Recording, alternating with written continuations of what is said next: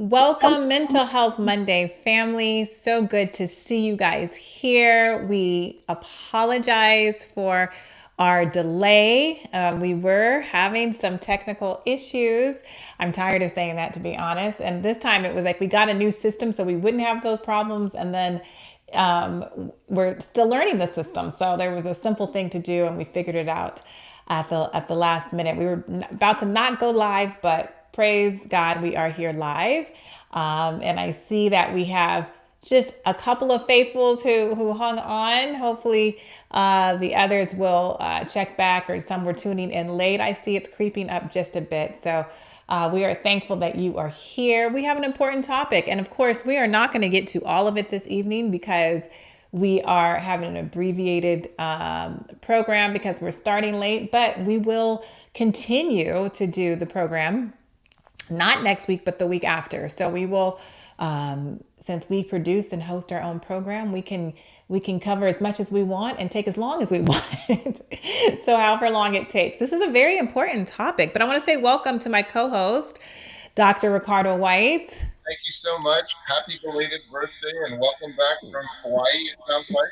Thank you. Yes, that's our favorite little getaway spot that we can sneak away to sometimes just to get refreshed. You know how the Bible says you need to go rest a while, go take some time away. That was our time away, and it definitely was a good refreshing to me and my husband. So thank you for the birthday greeting too. It was nice to spend my birthday there as well. So, yes. Okay. Well, we have, of course, Clint, one of the faithful hung on. Clint, you knew we were coming, Clint. We were coming. So it's good to see you here. Lynette Buffong. Okay. Good evening to you. Nice to see you here. Muse Black, you were the first one. And I don't know where you're watching from, Muse, but it's good to see you here. Please put in the chat where you're viewing from. Robert Green, good to see you. I suspect Clint was probably first, but then jumped off. Yeah, yeah, probably. He was like, all right, he probably kept checking to see. I'll keep checking if they get on. So So thank you. guaranteed Good to, there are technical difficulties going through this, but just yes, on the content because it's really, really important. it And, is very important content. and Very over and important over, content. whenever you and Pastor Myers are presenting, he talks about this principle of repeat and enlarge. That's right. So that's what we're going to do tonight. We're going to Gonna repeat. teaser. Okay. Yes. Next, No. That's next time we'll enlarge. I'm going to give you this overview. The reason it's yes. so important is it's because it's almost like alcohol's the silent killer. It's been around Mm. so long, we start Mm-hmm. thinking, we hear about the opioid crisis, but Right. we now are losing sight that, wait a second, Or alcohol is still doing some serious damage. right. And you hear about fentanyl all the time and all these type of drugs. Yeah, you're right. You're absolutely right. And we're going to jump into that. Just welcome everyone who is here. I want to say hi to Ashley Owens. Thank you for the birthday greeting. And yeah, it's great to see all of you. And Absolutely. you know what? You guys can please share on your social media what you're watching, invite people to come and join you because this is a topic for everyone. This is a topic for everyone. Because as Dr. Whyte was saying, it's like the silent killer that nobody is talking about. And when we get into it, I'll give some of my perspective on why that is. But we want to take a deep dive into the addiction of alcohol and Well, also look at what it does to the person, obviously, and looking into all of that, but also what it does to relationships and to those that they love, how that affects them. And I'm sure many of you have been on some level affected by, either a close family member or through a friend who may have had an alcoholic parent or a loved one, and they were very impacted by that. So we're going to take a deep dive into that. So give us the numbers, Dr. White. What is exactly. alcohol doing? How many lives does alcohol addiction take per year So it's on easy average? to notice, but I remember when I was in training, the number was 80,000. Mm, And as if that's not enough. Um, Right. Currently, the statistic is 140,000 people dying annually in the US from alcohol-related causes. Just for context, imagine 380 people dying daily. Okay? Wow. That's about a death every 3.8 minutes. All right? 44% of those dying are dying from chronic conditions like liver disease, cancer, high blood pressure, but Right. 56% are dying from acute issues like alcohol poisoning, car accidents, falls, homicides, and suicides. One of the really concerning things with Conte is there are people who can start a binging episode not suicidal, not suicidal, and in the midst of that drinking episode, actually commit suicide under the influence of alcohol.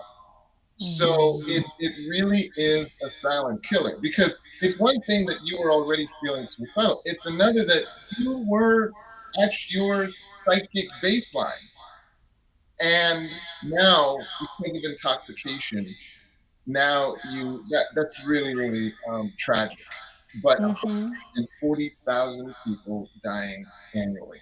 So, of course, That is tragic. yeah. So That I is tragic. something else.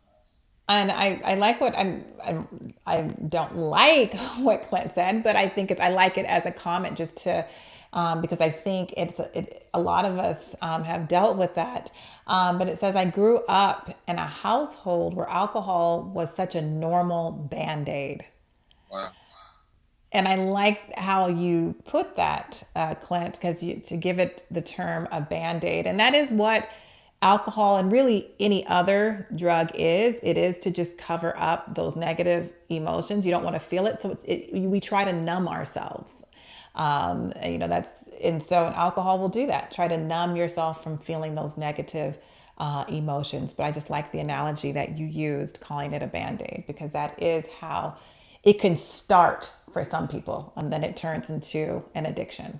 And so that next question then would be then, hey, what's the difference between social drinking versus when it's an addiction? You do want to know that there was a 2023 study that said just one drink can raise the risk of death. So a massive 23 study published in the JAMA Network found no amount of alcohol is safe. Even moderate drinking is associated with increased all-cause mortality. Risk increase begins to appear just one drink per day for women and two for men. And the article is in JAMA 2023, Journal of the American Medical Association. So that's interesting when you start to see that even science is saying no, there's no safe there's no safe amount. Um, Right. Something to be aware of. And then, of course, alcohol impaired driving causes 1 in 3 traffic deaths. So over 10,000 deaths annually in the U.S. are due to alcohol-related crashes. So this is not something we talk a lot about. The other thing is you see so many people adding to their brand alcohol. You see, and I'm not going to call anybody out, but this is almost like a rite of passage. And you see them making a lot of money. By the way, since we're talking, how much do you think America spends on alcohol in a year? That because I couldn't hear you that well. Did you say an average American or in America we spend on alcohol in a You year could as a do either one. whole?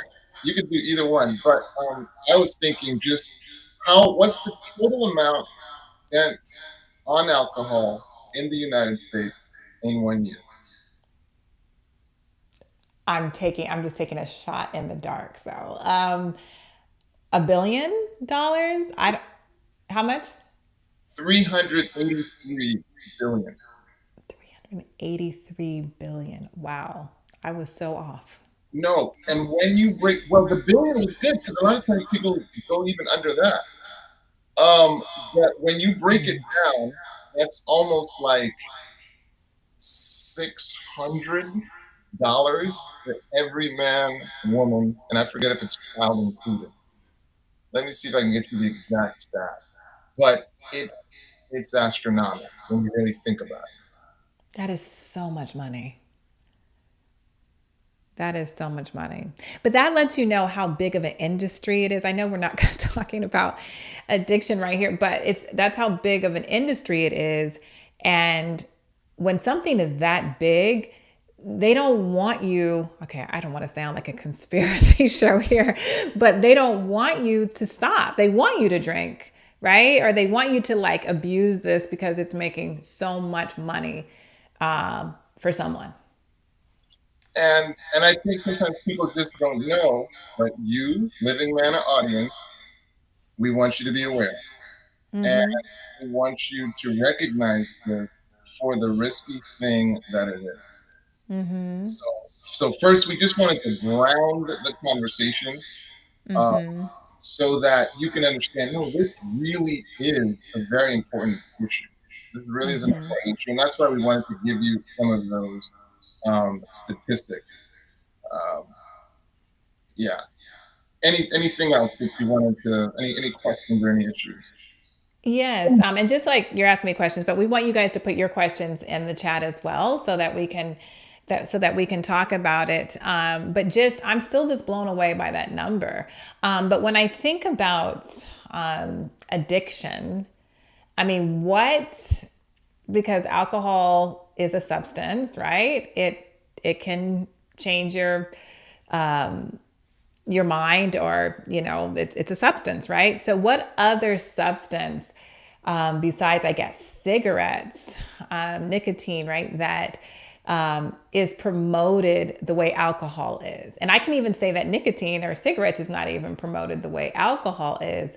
um, Maybe it used to be, but not in the last, what, 30 or 40 years. It hasn't been as promoted as alcohol. I mean, you have commercials that are promoting alcohol, and, it's like, it's promote, when you turn 21, you can legally drink. It's okay now. It's And just something that it's not looked at as a negative in our society. It's not negative. Only if you're young and you're a teenager or whatever, then it's a negative. And then, of course, when people do abuse it, then it's a negative. But it has to get to that point before it's a negative for our society.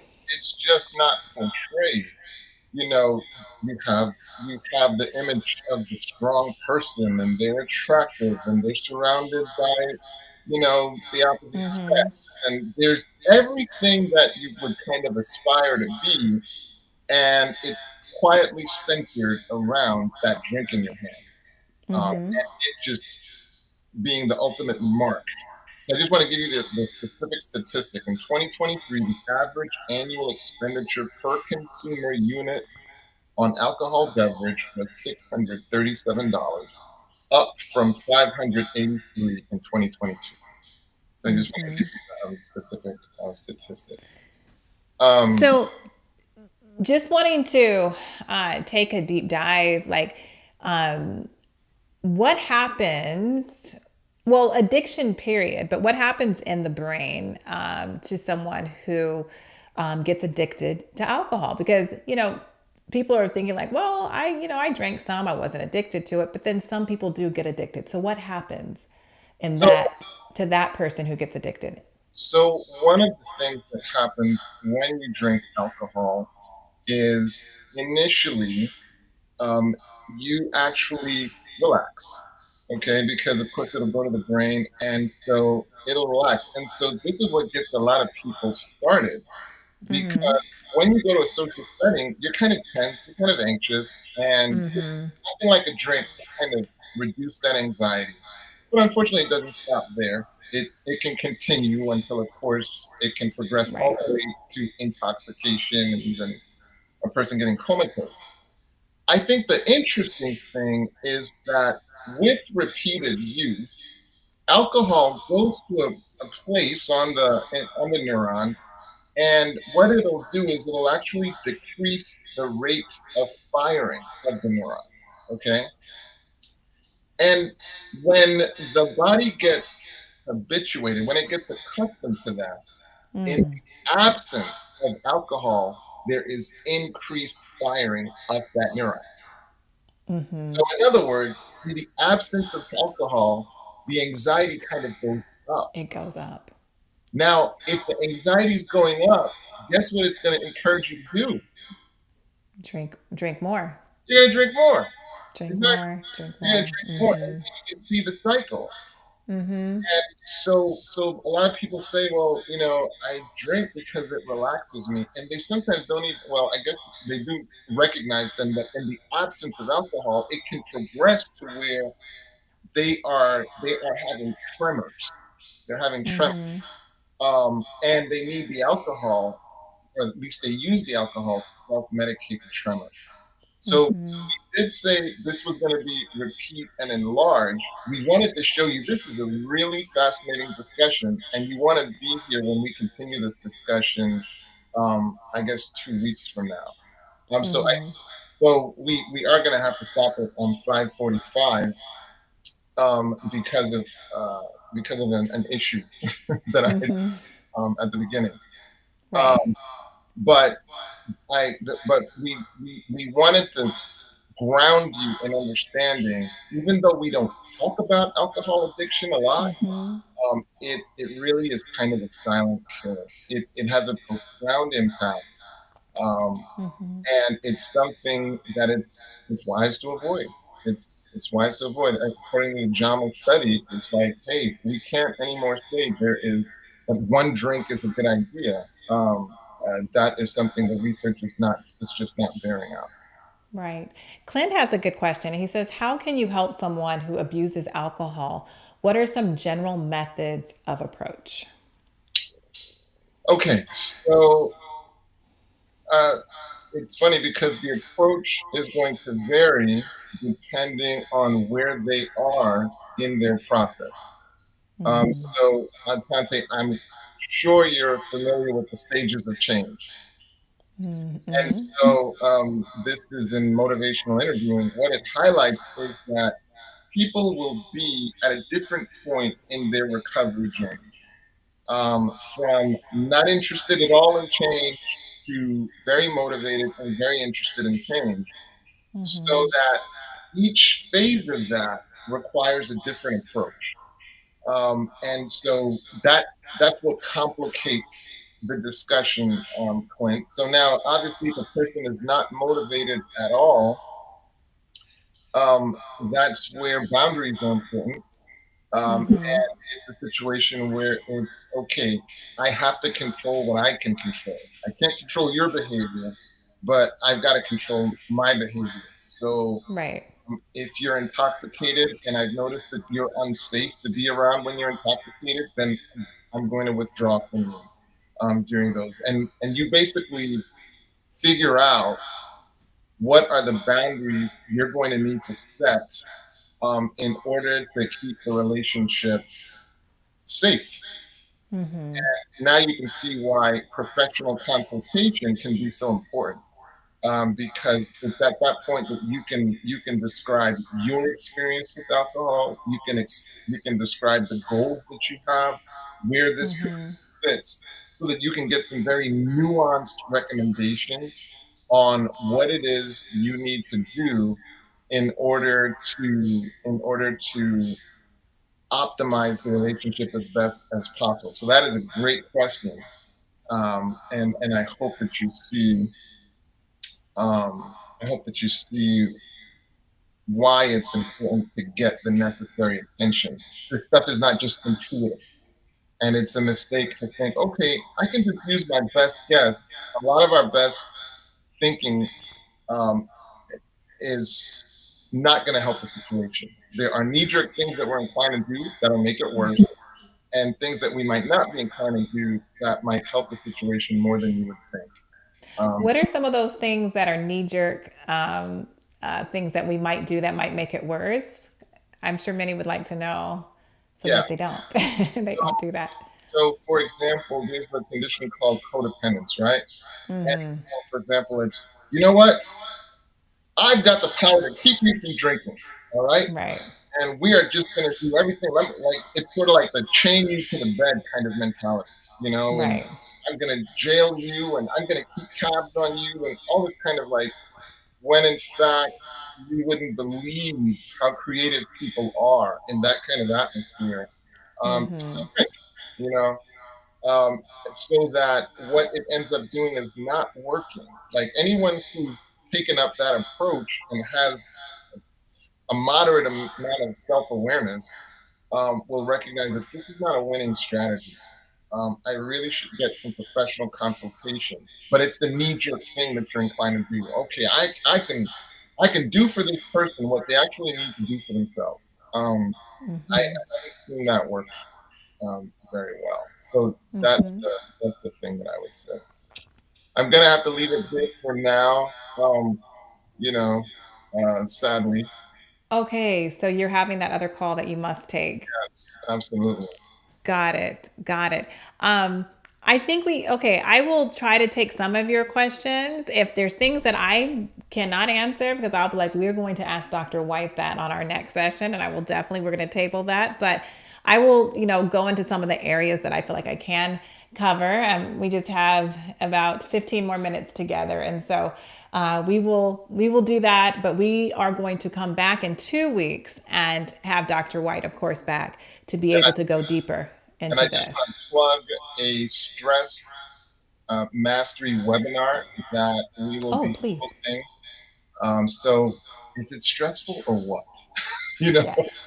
and so April is actually Stress Awareness Month. And so the Mastermind Institute will actually be hosting a webinar to teach you a powerful framework for helping you deal with stress.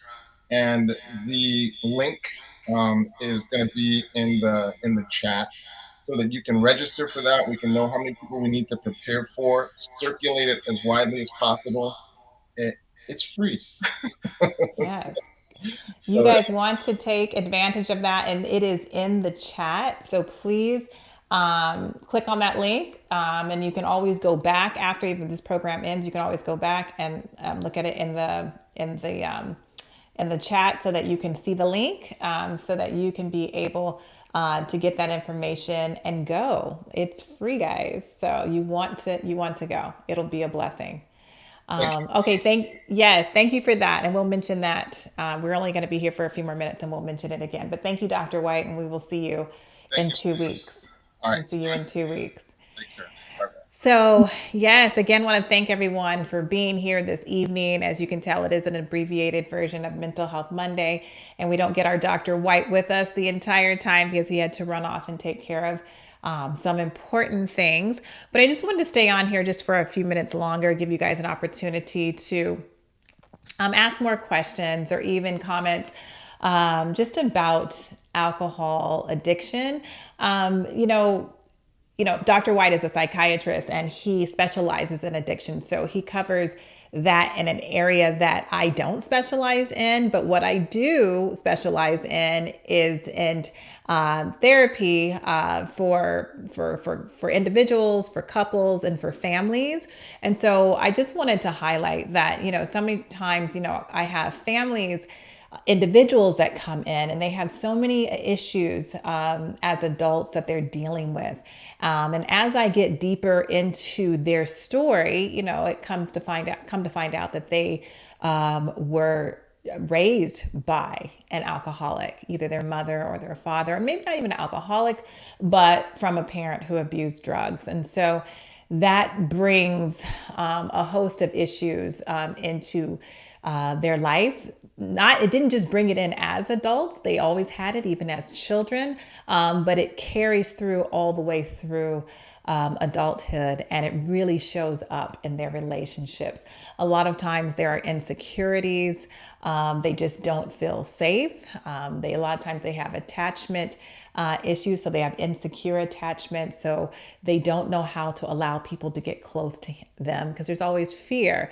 When you're being raised by a parent that was an alcoholic, you just never know how they're going to come home. You never know if this is going to be a good night. You don't know if, dad or mom are going to be abusive to each other or abusive to you. So there's just a lot of just continual running anxiety in children. And then that doesn't stop, like I said, even into adulthood.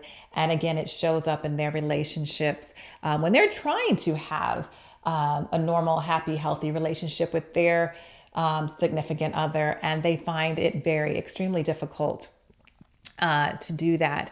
Or even in raising their children, they have picked up some very bad habits from their parent that is addicted to alcohol or other substances.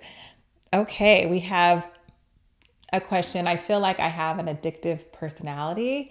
Is that truly a thing? Um, yes, that is a thing, and usually that comes from other emotional issues, meaning um, it's a thing because you can learn that you can try to cover up other emotional issues by always being addicted to something or always being high on something, like I said at the beginning of the program, being addicted to a substance that numbs emotions, negative emotions that you don't want to feel or you don't want to think about. So because of that, and because you've been could have been going through that or dealing with that for so long, it's just easy to be like, well, I'll just drink or I'll just smoke it away or I'll just sniff it away or whatever the choice of addiction, a drug or a substance that you're wanting to use. So hopefully that makes sense. It's not like you were just born like you have an addictive personality. No, it's the trauma and things that have happened to you throughout your life that have pushed you or just really taking you in that direction into that space. So hopefully that makes sense. I see some other comments on here. It says the book Steps to Christ Recovery Edition. All right. Okay. With the 12-step program of Alcohol Anonymous. Okay. Yeah, that's really good too. So yeah, there's definitely amazing things that there's help, there's resources out there for addiction. And so that sounds like a very good resource. And there's others as well. But it is something that, when people go into rehab, they're dealing with a lot of the stuff that I'm talking about. I mean, to be able to really get down to the foundation of why you are finding being addicted, not just to alcohol, but other substances, you're wanting to find out the root of where this is coming from. Why was this an option for you? Did you feel like this was a better choice? What pain are you trying to cover up? What are you trying to numb yourself from?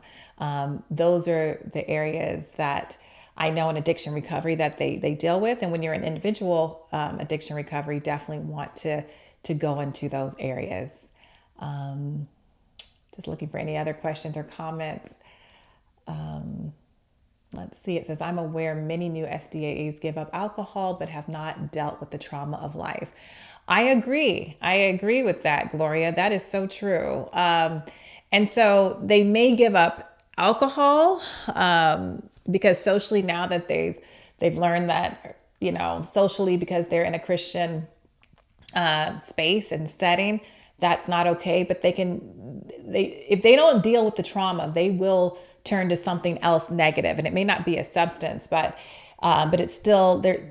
It's still not going to be something healthy. You always want to deal with the root issue, whatever that root issue is, that foundational issue, if you will, that needs to be dealt with for you to really be healed from what was causing you to be addicted to any substance in the first place. Let's see. How do you balance your commitment to your husband when addiction is involved in trying to raise your children, dealing with the chaos? So Ashley, that's definitely a hard one when there's, one parent who is addicted to a substance and there's young children, and you set a balance. So, and if there's so many more to a situation like this. I mean, if the spouse is not willing to get help, I definitely would have my children and myself in therapy if that was my situation. Just because we are both coexisting and living with an alcoholic spouse and they're dealing with an alcoholic parent. If you're in danger, or if the children are in danger and there's abuse that's going on, then you have to work with I would tell anyone to work with a mental health professional, so that you can make a decision if it's safe to leave or if that's the best decision to leave, if it's not safe for you or the children. But if it is a safe, relatively speaking, situation, I would definitely get myself and my children into therapy, because they're being impacted by being exposed and being raised by an alcoholic parent. And so is the spouse. So that's what I would tell anyone. And I hope if I was in that situation, that's what somebody would tell me, because you're needing to get support or to get help in that situation. The children are definitely going to need it, because it is not easy. What happens when children are raised with alcoholic parents, they always have to walk on eggshells, because they never want to just like trigger the alcoholic parent. So they never feel like they can really say how they really feel. They will just learn how to just cover it up. And then they take that with them throughout their life and into their adulthood. And they don't speak up when they should, and they allow things that to happen when they shouldn't. But then they have a lot of anger. So there's just a lot of stuff in there for children who've been raised in homes where their parents or a parent, or sometimes two parents, were alcoholics. Definitely therapy is needed, because they need to unpack all of that and deal with all of that they couldn't deal with when they were young. So we have just a few more moments and a little bit more time for questions. Again, we're going to take a deeper dive into this in 2 weeks when Dr. Whyte can be back with us. He had an urgent call that he had to take, but we're going to look more at the disease of alcoholism, what it does to the body, again, what it does to your relationships, and how you even get there. Sometimes how you even get there to become an alcoholic. So we're going to look into this deeper, and even how, like somebody asked, how you can help people if you have a loved one that is an alcoholic, or a friend that is an alcoholic, and you're wanting to help them. What is the best thing that you can do? So we're going to take a deeper look into that. But so if you have any more questions or comments, you can, like I said, there's just a few more minutes. And then we're going to close out for this evening.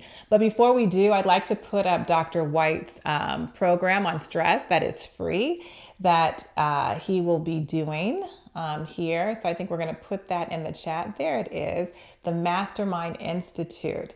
Click on that. I don't remember the dates. I want to say, I think the 13th, which is Sunday the 13th. I think it's starting, and it's free. So you're not going to want to miss that. You're not going to want to miss that. Teaching us how to deal with stress, because we all have stress, right? We all have stress, and we need to learn how to deal with it in a healthy way. Okay, Ashley, at this point, it's more like the dry alcoholic, where the substance isn't used, but the walking on eggshells and triggers are still present. Yeah. So in that situation, it's like they've stopped using alcohol, but they haven't dealt with the foundational issues that caused them to start drinking in the first place. And so now it's just like they're bitter and angry, and like, because they're not numbing themselves with the alcohol anymore, and they haven't dealt with the foundational issue, they're still going to be just a very moody, unpredictable person. And so that's why you're still walking on eggshells. So really stop drinking is great, but this person still needs to deal with the core foundational issues that caused them to start drinking. because they need to heal and they need to deal with those things. And until then, they're going to be a pretty miserable, unhappy person until that happens. So yeah. All right. Yes, Gloria, Al Anon is a program for the family of alcoholics. It is a great program. Um, so yeah, you guys can look that up. That's another resource. It's a great program. Okay, well, want to thank you guys. Sorry that today was it was shorter than normal. We had some issues to get on. We got in late, but I still think some really positive things were shared even when Dr. Whyte was on here. And hopefully some of the things that I've been able to share towards the end were helpful as well. But we are going to, there's definitely a part two to this, a complete part two that will happen in 2 weeks. So want you to be back here with us. Bring a friend, bring someone that you know that has either has an alcoholic spouse or been raised by an alcoholic, or even dealt with some of these things themselves. And just let them know that this is the topic that we are talking about. So we look forward to seeing you in 2 weeks and hope you have a good rest of the evening. See you soon.